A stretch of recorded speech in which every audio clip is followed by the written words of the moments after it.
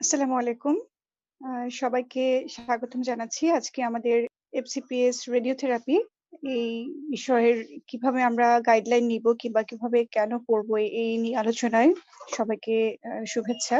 আমি আলোচনা শুরু করার আগেই ১ম এ আ আ বিষয়টা সম্পর্কে একটু বলে নিই। কারণ আমাদের রেডিওথেরাপি সাবজেক্ট সম্পর্কে অনেকেরই স্বচ্ছ ধারণা নেই। যারা ইন্টার্নি করছে কিংবা যারা সদ্য পাস করেছেন, ফিফথ ইয়ার ফাইনাল দিয়েছেন, তারা অনেকেই এটা সম্পর্কে জানেন না। কি সাবজেক্ট কিংবা এখানে কি পড়া হয় এটা সম্পর্কে অনেকেই জানেন না। তো ১ম এ বলি রেডিওথেরাপি হচ্ছে একটা সাবজেক্ট যেটা একটা অনকোলজি সাবজেক্ট। সেখানে আমাদের ক্যান্সার পেশেন্ট নিয়ে আমরা ডিল করি। এখানে ট্রিটমেন্টটা মেইনলি করা হয় রেডিয়েশন এর মাধ্যমে। এবং শুধু রেডিয়েশন না, রেডিয়েশন এবং কেমোথেরাপি দুটো জিনিস নিয়েই রেডিওথেরাপি ডিল করে থাকে। এবং ক্যান্সারের শুরু থেকে ডায়াগনোসিস থেকে শুরু করে একদম টার্মিনাল স্টেজ পর্যন্ত যে ট্রিটমেন্টের যে আ ধাপগুলো আছে সবগুলোতেই রেডিওথেরাপির ভূমিকা রয়েছে।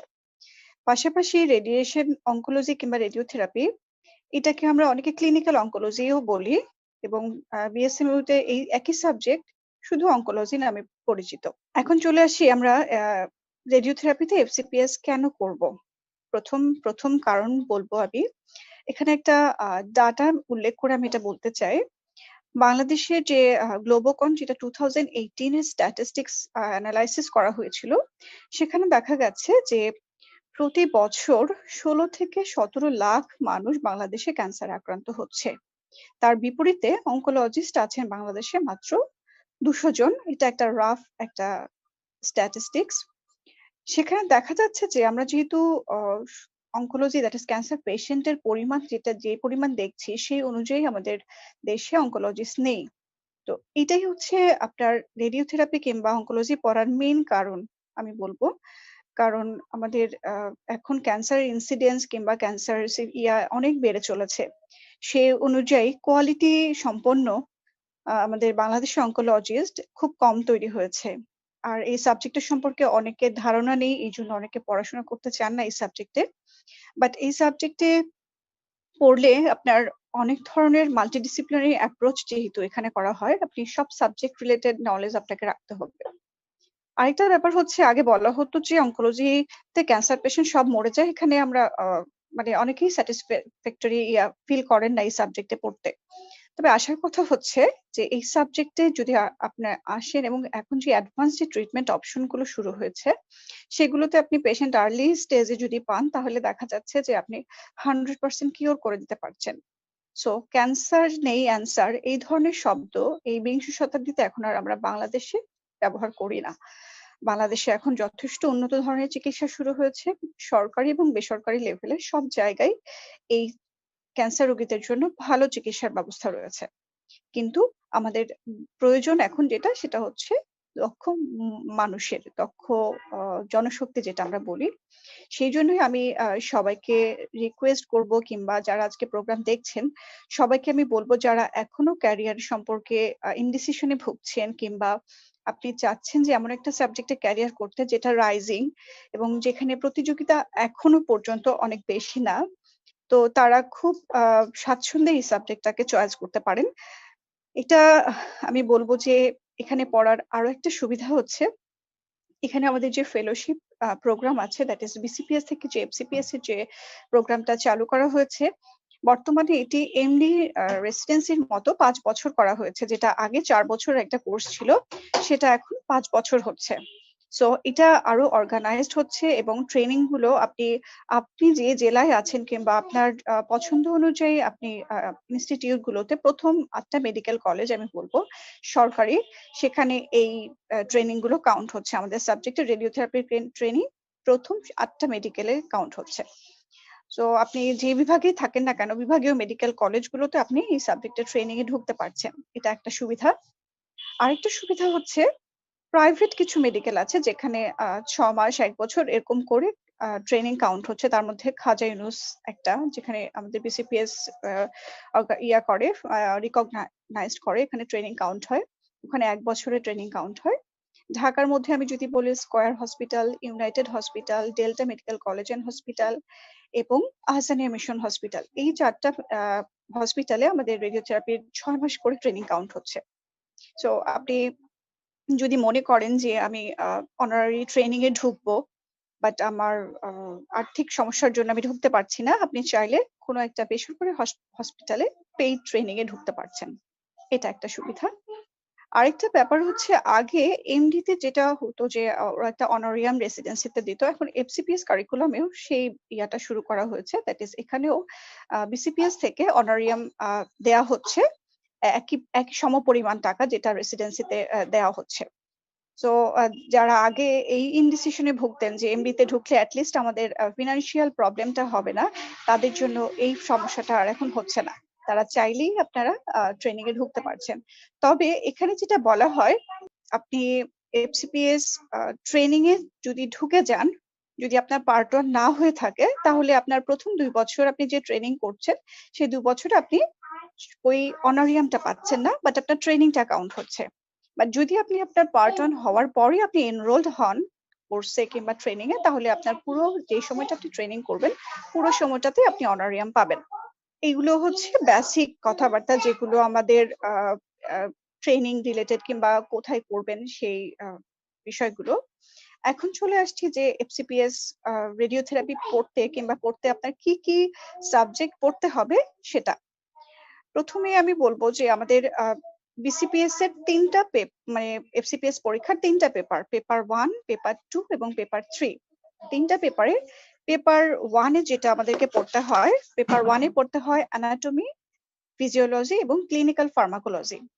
আমাদের এখন পেপার 1, পেপার 2 এবং পেপার 3, তার মধ্যে এই পেপার 1 এ যে ৩ টা সাবজেক্ট বললাম, আমাদের ফোকাস করা হচ্ছে applied anatomy, applied physiology and biochemistry এবং ক্লিনিক্যাল ফার্মাকোলজি। তার মানে আমাদের যেগুলো ক্লিনিক্যাল কিংবা অ্যাপ্লাইড জিনিসগুলো, সেগুলোতে আমাদের ফোকাস করা হচ্ছে। আমি একটু ডিটেইলস পরে বলব। আমি আগে হাইলাইট করছি ১ম কোন সাবজেক্ট আমরা পড়ছি সেটা নিয়ে। পেপার 1 এ এই ৩ টা সাবজেক্ট আপনাকে পড়তে হচ্ছে এবং পেপার 2 তে যেটা পড়তে হবে সেটা হচ্ছে রেডিয়েশন ফিজিক্স এবং রেডিও বায়োলজি। পেপার 2 যেটা আমাদের জন্য অনেকের জন্যই নতুন, যারা আমরা এমবিবিএস এর পরে ঢুকছি তাদের জন্য এটা নতুন। আরেকটা হচ্ছে পেপার 3, যেখানে আমাদের পড়তে হচ্ছে general pathology, cancer biology, special pathology এবং মেডিকেল স্ট্যাটিস্টিক্স। এবং এখানে সবগুলোই আমাদের ম্যাক্সিমাম জিনিসগুলোই রিলেটেড টু ক্যান্সার। মানে আমাদের যেসব জায়গায় ম্যালিগন্যান্সি বেশি হচ্ছে কিংবা যেসব জায়গায় বেশি হচ্ছে, সেই সব জায়গার আমরা ডিজিজ গুলো আমরা হাইলাইট করি, ইনক্লুডিং জেনারেল প্যাথোলজি। এটা গেল আমাদের সাবজেক্ট এবং প্রত্যেকটা সাবজেক্টে 100 মার্কস করে। প্রত্যেকটা সাবজেক্টেই আমার পেপার 1, 2, 3 প্রত্যেকটা সাবজেক্টে আপনার 100 মার্কস করে থাকছে। এখন নতুন কারিকুলাম অনুযায়ী 100 মার্কস এর মধ্যে 50 মার্কস আপনাকে অ্যান্সার করতে হবে মাল্টিপল চয়েস কোশ্চেনস এবং 50 মার্কস অ্যান্সার করতে হবে সিঙ্গেল বেস্ট। তার মানে ওখানে 5 টা অপশন দেয়া থাকবে। আপনি ওখান থেকে যেটা সবচাইতে সঠিক অ্যান্সার সেটাকে আপনাকে অ্যান্সার করতে হবে। এখানে আরেকটা সুবিধা হচ্ছে এখানে কোনো নেগেটিভ মার্কিং নাই। রেসিডেন্সিতে যেরকম নেগেটিভ মার্কিং আছে যে আপনি দুটো ভুল করলে 0.25 এরকম সামথিং কাটা যাবে। এখানে এখনো পর্যন্ত আমাদের ফেলোশিপ পরীক্ষায় এরকম নেগেটিভ মার্কিংটা স্টার্ট হয়নি। সো এখানে 50 মার্কস এর মধ্যে আপনি যে কয়টা ভুল করলেন সেটা ভুল হয়েই থাকলো। ওখানের জন্য আপনার যেগুলো কারেক্ট হলো সেগুলো থেকে কোনো নাম্বার কাটা হবে না। আর এই ৩ টা পেপার, প্রত্যেকটা পেপারে আপনার 50 সিঙ্গেল বেস্ট, 50 মাল্টিপল চয়েস। ঠিক আছে? এখন আমি আপনাদের সাথে আলোচনা করি প্রত্যেকটা ইন্ডিভিজুয়াল পেপার নিয়ে। ইন শর্ট আমি বলে যাব, কারণ এখানে যেহেতু আমাদের সময় স্বল্পতা আছে, আমরা খুব বেশি একদম ডিটেইলস আমরা আলোচনা করতে পারবো না। তবে আমরা আমি যখন ক্লাস নিই তখন প্রত্যেকটা সাবজেক্ট আলাদা করে এবং বিসিপিএস এর কারিকুলাম অনুযায়ী একদম ডিটেইলস আমাদের ক্লাস মডিউল করা আছে, লেকচার শিট করা আছে এবং প্রত্যেকটা ক্লাসের পরে আমরা সেই টপিক অনুযায়ী কোশ্চেন দিয়ে এক্সাম নিচ্ছি একদম বিসিপিএস কে ফলো করে। সো এটা আমাদের পরীক্ষার সময় যাতে স্টুডেন্টরা যারা আসছেন তাদের জন্য কোনো প্রবলেম ফেস না করে, সেজন্য আমরা ঠিক অর্গানাইজড ওয়েতে সেরকম করে সেট আপ করেছি। এখন আমরা ১ম এই চলে আসি যে অ্যানাটমি। অ্যানাটমিতে আমি বলেছি যে অ্যাপ্লাইড অ্যানাটমিটা আমরা বেশি প্রেফার করি এবং আমি ক্লাস যখন নেই তখন সবসময় বলি যে আমরা ওইসব জায়গাগুলোকে বেশি ফোকাস করি যেসব অর্গান কিংবা যেসব টিস্যু গুলোতে ম্যালিগন্যান্সি বেশি হয়। যেসব জায়গায় ম্যালিগন্যান্সি বেশি হয় সেটা আমাদেরকে বেশি জোর দিয়ে পড়তে হয়। তো আপনাদের প্রথম কাজ হচ্ছে আপনারা সিলেবাসটা কালেক্ট করে নেবেন বিসিপিএস থেকে।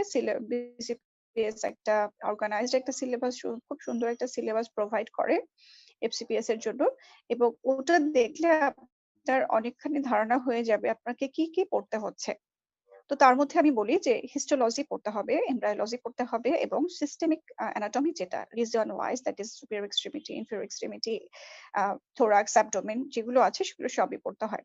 আমি আমার কাছে যে সিলেবাসটা আছে সেটা থেকে আমি ইন শর্ট একটু টপিক হেডলাইন গুলো বলছি। যেমন অ্যানাটমিতে প্রথমে আছে cell, structure of cell, cell division, cellular enzyme, coenzyme, genetics, epithelial and connective tissue, dermis, cartilage, bones. তার মানে এই যে আমি এতক্ষণ যে টপিক গুলো বললাম, স্কেলিটন, সাইনোভিয়াল, বার্সা, আর্টিকুলেশন, এগুলো কিন্তু সবই দেখা যাচ্ছে যে হিস্টোলজির পোর্শন।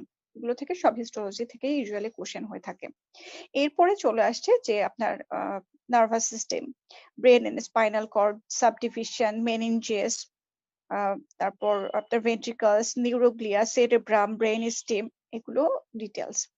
এরপরে আমরা দেখি যে heart and general circulation, respiratory system, তার মানে nose, larynx, trachea, respiratory centre, এবং মাউথের মধ্যে digestive system, tongue, teeth, tonsil, salivary gland. এগুলো আমি জাস্ট হাইলাইট করছি যে এই ধরনের জিনিসগুলো আমাদের অ্যানাটমিতে পড়তে হয়।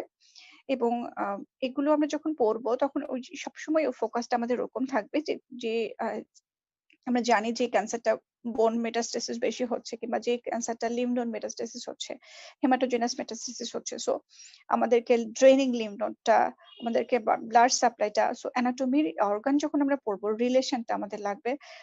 আমাদের অবশ্যই রিলেশন লাগবে এই কারণে আমরা যখন রেডিওথেরাপি প্ল্যানিং করি, রেডিওথেরাপি আমি প্রথমেই বলছিলাম যে রেডিওথেরাপি সাবজেক্টটা কি, রেডিয়েশনের মাধ্যমে আসলে ট্রিটমেন্ট করি।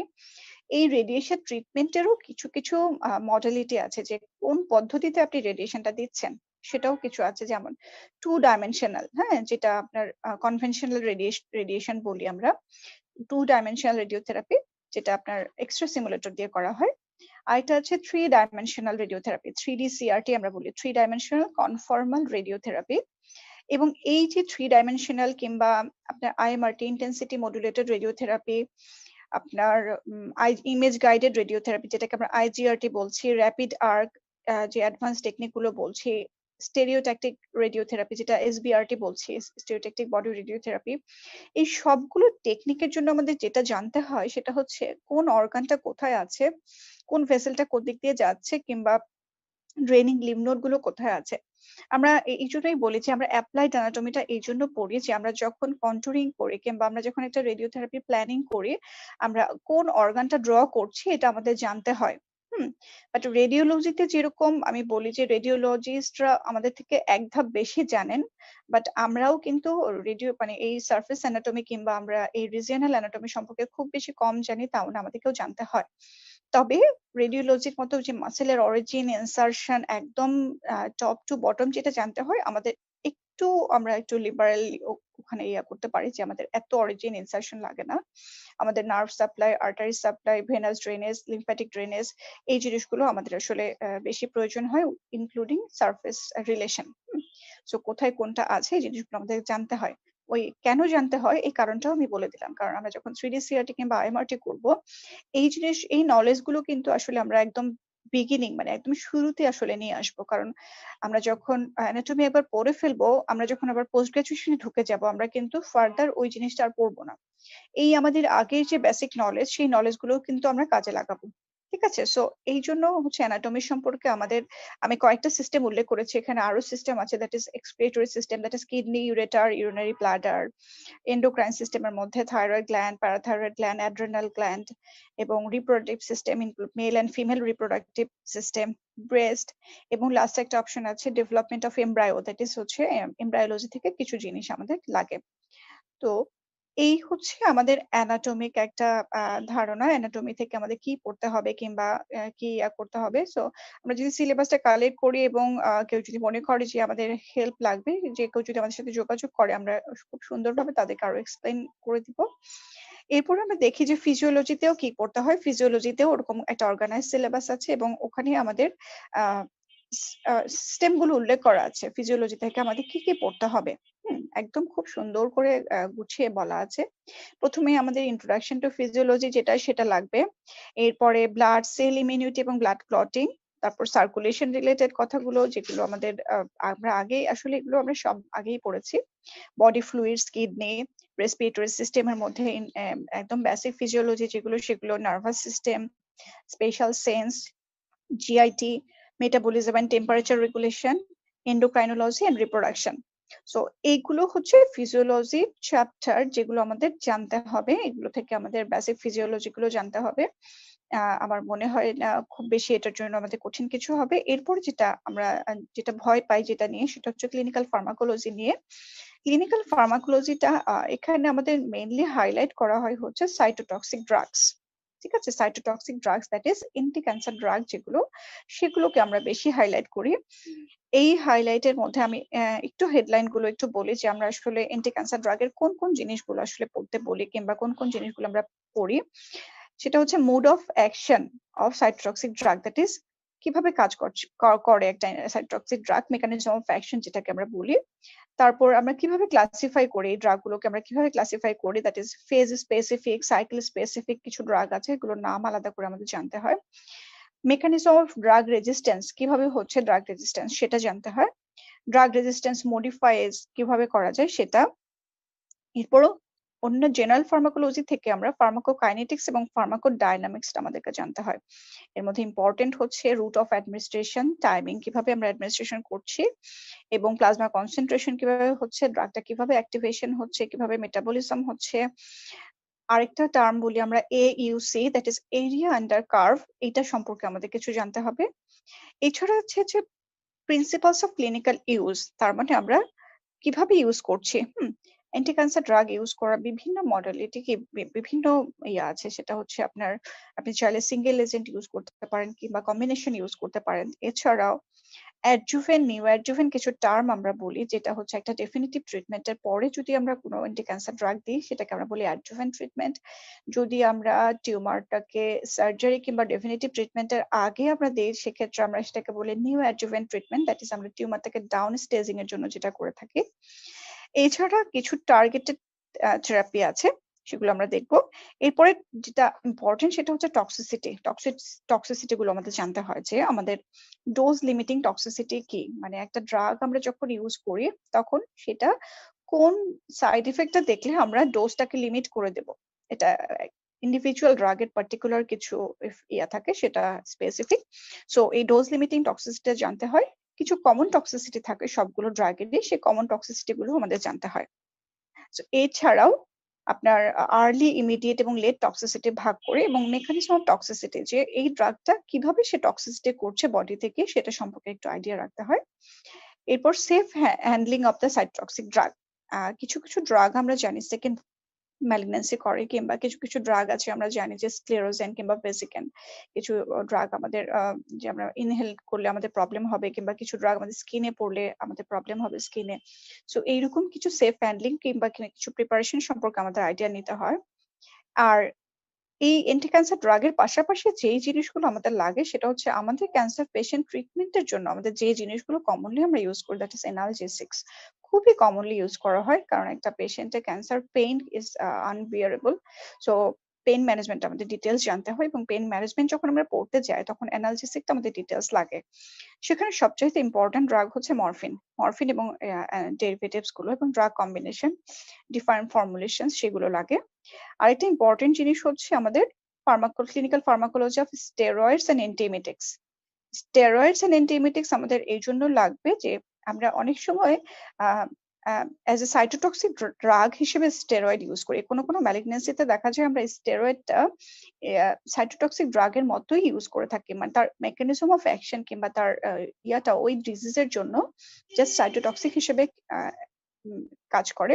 এরকম কিছু ক্ষেত্রে আমরা স্টেরয়েড ইউজ করি এবং কিছু কিছু ড্রাগ কিংবা কিছু কিছু মেটাস্ট্যাটিক ফিচারের জন্য যেগুলো আমরা ট্রিটমেন্ট হিসেবে স্টেরয়েড ইউজ করি। সো আমাদের স্টেরয়েডটা লাগে এবং অ্যান্টিএমিটিক্স আমাদের ফ্রিকোয়েন্টলি লাগে কারণ আমরা যে ড্রাগ গুলো প্রেসক্রাইব করি কিংবা রেডিওথেরাপি বা কেমোথেরাপির একটা side effect, common side effect আমরা যদি বলি সেটা হচ্ছে নসিয়া এন্ড ভমিটিং। সো এই নশা ভমিটিং ম্যানেজমেন্টের জন্য আমাদের এন্টিমেটিক্স ড্রাগগুলো ডিটেলস জানতে হয়। এরপরে আমরা যেটা জানি সেটা হচ্ছে ড্রাগ ইন্টারেকশন। আমরা যে ড্রাগ দিব পেশেন্টকে সেটা কেমন কোন ড্রাগের সাথে কেমন ইন্টারেকশন করবে সেটা আমাদের জানতে হয়। কারণ আমরা যখন মাল্টিপল কোমরবিডিটিস নিয়ে যখন পেশেন্টকে ট্রিট করি তখন দেখা যায় যে পেশেন্ট আগে থেকে অনেকগুলো ড্রাগ খেয়ে থাকে। তো ওই ড্রাগগুলোর সাথে আমি কোন ড্রাগ দিলে কি ধরনের ইন্টারাকশন হবে, যেমন কোনো পেশেন্টের কার্ডিয়াক অ্যাবনরমালিটি আগে থেকেই ছিল, তার ইসকেমিক হার্ট ডিজিজ কিংবা এমআই এর হিস্ট্রি ছিল, সেই পেশেন্টকে আমি ডক্সোরুবিসিন দিব কিনা, ডক্সোরুবিসিন একটা কার্ডিওটক্সিক ড্রাগ, সে সেটা নিতে পারবে কিনা, এটা অবশ্যই একটা কনসার্ন। সো এরকম কিছু বিষয় থাকে যে আমরা কোনটার সাথে কি ইন্টারাকশন হবে কিংবা কোনটা দিলে পেশেন্ট খারাপ হয়ে যাবে, এই ধরনের কিছু নলেজ আমাদের লাগে। এরপরে আমাদের cytotoxic drug, that is anti cancer ড্রাগের পাশাপাশি আরেকটা যেটা আমাদের ট্রিটমেন্ট অপশন আছে সেটা হচ্ছে এন্ডোক্রাইন থেরাপি। এন্ডোক্রাইন থেরাপিকে আমরা আরেকটা ভাষায় বলি হরমোন থেরাপি। এই হরমোন থেরাপিটা হচ্ছে আমাদের মেকানিজম অফ অ্যাকশন জানতে হয়, কিভাবে রেজিস্ট্যান্স হয়, মোটামুটি একই রকম গ্রুপগুলো ক্লাসিফিকেশন গুলো জানতে হয়। এরপরে বায়োলজিক্যাল এন্ড নোভেল থেরাপিস যেটা, সেটা আমাদের জানতে হয়, সেটা হচ্ছে mode of action of interferon ও ইন্টারলিউকিন, গ্রোথ ফ্যাক্টরস এরকম কিছু আছে। আর novel target for anti cancer drug including vasculature, cell signal control, oncogene products, bioreductive drugs, cancer vaccines. এগুলো শুনে অনেক কঠিন মনে হতে পারে, বাট এখান থেকে আমাদের শুধু নামগুলো এবং কোন ডিজিজে আমরা ইউজ করি সেই জিনিসগুলো লাগে। কারণ টার্গেটেড থেরাপি এখনো ইমার্জিং, এখনো অনেক নতুন নতুন জিনিস আসছে। সো এগুলো যেহেতু এখন ইমার্জিং এবং নতুন জিনিসগুলো আসছে, এগুলো থেকে আমাদের গ্রস নলেজটা লাগবে। এগুলো থেকে আমাদের একদম ডিটেইলস আমরা এখনই শুরুতে জানবো, নট দ্যাট পার্ট 1 এর জন্য জাস্ট আমাদের কোন ডিজিজের এগেইনস্টে কোনটা দিচ্ছি, কোনটাকে টার্গেট করছে সেটুকু জানলে আমার আমার এনাফ। এরপর আরেকটা ব্যাপার আছে, সেটা হচ্ছে হাই ডোজ থেরাপি। আমরা clinical pharmacology and rationale of high dose therapy আমরা কখন দিচ্ছি, এটা হচ্ছে আমার কেমোথেরাপির অ্যাজ এ হোল একটা আমি বলে গেলাম, যেটা আমার ক্লিনিক্যাল ফার্মাকোলজিতে এই জিনিসগুলো পড়তে হবে আমাদের। সো আমার মনে হয় যে আমরা যারা ভয় পাচ্ছি এখনো কিংবা ভয় ছিল, আশা করি আমার এই পেপার 1 এর শুনে ভয়টা অনেকেরই কেটেছে আশা করছি।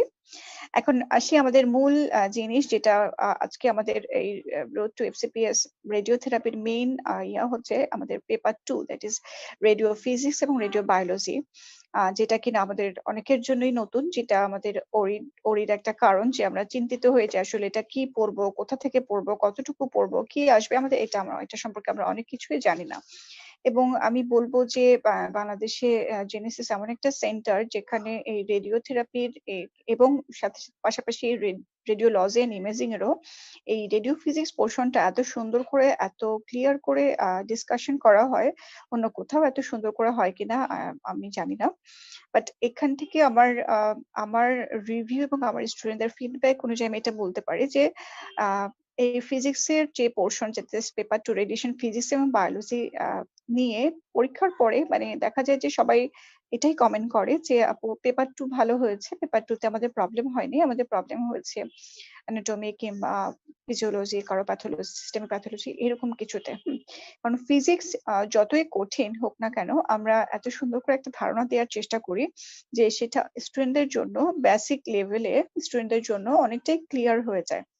তো আমাদের রেডিওথেরাপি পেপার 2 এর দুটা পোর্শন, একটা হচ্ছে রেডিয়েশন ফিজিক্স এবং একটা হচ্ছে রেডিয়েশন বায়োলজি। রেডিয়েশন ফিজিক্সে আমরা আসলে কি পড়ি সেটা আমি একটু বলি। এখানকার বেসিক কিছু জিনিস আছে যেটা আমাদের রেডিওলজি এন্ড ইমেজিং এর সাথে ম্যাচ করে যায়, এবং কিছু জিনিস আছে সোললি আমাদের রেডিওথেরাপি স্টুডেন্টদের পড়তে হয়। তো আমাদের যে বেসিক ফিজিক্স যেটা রেডিওথেরাপি, এটা আমরা যে এইচএসসি তে যে ফিজিক্সটা পড়ে এসেছি ওখানকার বেসিক কিছু জিনিসের সাথে অনেকটা মিলে যায়। তো আমি বলি যে বেসিক ফিজিক্স রিলেভেন্ট টু রেডিওথেরাপির প্রথম দিকের যে অংশগুলো সেখানে কি কি আছে, atomic structure, that is atomic এবং mass number, electron shell, energy number, electromagnetic radiation, electromagnetic spectrum, and relationship between wavelength, frequency, energy, and basic production of X-ray and gamma ray. তো এই যে আগের যে কথাগুলো বললাম, দ্যাট ইস অ্যাটমিক স্ট্রাকচার কিংবা অ্যাটমের যে অ্যাটমিক নাম্বার কিংবা মাস নাম্বার, এই সবগুলো জিনিসই কিন্তু আমরা কি করেছি, এগুলো কিন্তু আমরা এইচএসসি লেভেলে পড়ে এসেছি। কিন্তু আমাদের যেটা হয়, আমাদের হচ্ছে একটা গ্যাপ হয়ে যায়, দ্যাট ইস আমরা যখন এইচএসসি শেষ করে যখন এমবিবিএস এ ঢুকি, ৫ বছর যখন আমরা মেডিকেলের পড়াশোনা করি, তখন দেখা যায় আমাদের মাথায় ফিজিক্সে যে জেনারেল ফিজিক্স আমরা যা পড়েছিলাম, অনেক কিছুই আমরা ভুলে যাই। বাট আমরা যদি একটু রিক্যাপিচুলেট করি, তাহলে কিন্তু এই জিনিসগুলো আমাদের খুব ইজি, এবং আমার কাছে মনে হয় যে ফিজিক্সের বেসিক ফিজিক্স যেগুলো, সেগুলো আমরা সবই জানি আসলে। কিন্তু একটু প্রয়োজন সেগুলো ঝালাই করা কিংবা একটু বা ইয়া করা, রিভিউ করা।